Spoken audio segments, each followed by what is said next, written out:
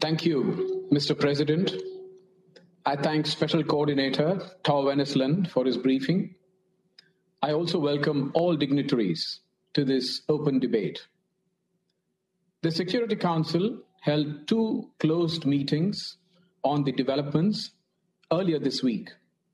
In both these meetings, we had expressed our deep concern over the violence in Jerusalem, especially on Haram al-Sharif, Temple Mount, during the holy month of Ramadan, and about the possible eviction process in Sheikh Jarrah and Silwan neighborhood in East Jerusalem, an area which is part of an arrangement facilitated by the UN.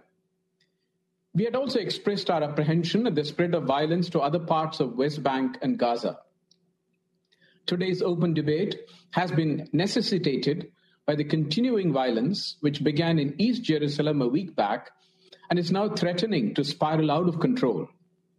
The events of the last several days have resulted in a sharp deterioration of the security situation.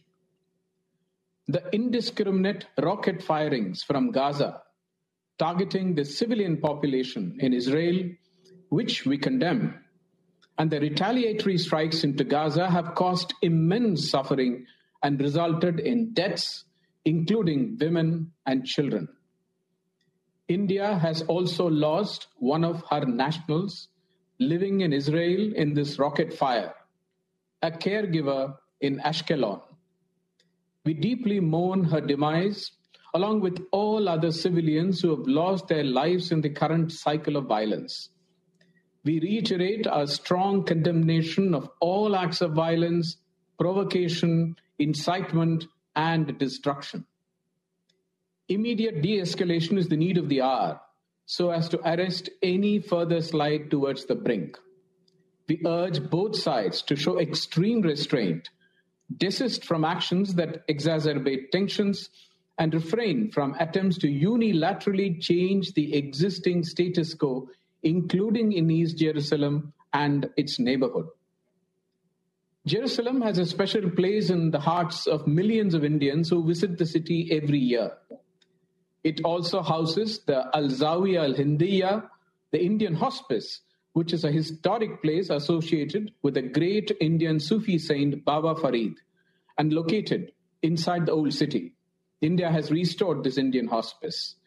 The historic status quo at the holy places of Jerusalem, including the Haram al-Sharif Temple Mount, must be respected. We support the diplomatic efforts of the Quartet and other members of the international community, the countries in the region in particular, to calm the situation and put an end to the ongoing violence and seek to achieve durable peace. These incidents have once again underscored the need for immediate resumption of dialogue between Israel and Palestinian authorities. The absence of direct and meaningful negotiations between the parties is widening the trust deficit between the parties. This will only increase the chances for similar escalation in the future. We believe that every effort should be made to create conducive conditions for resumption of talks between Israel and Palestine. In conclusion, I reiterate India's strong support to the just Palestinian cause and its unwavering commitment to the two-state solution. I thank you, Mr. President.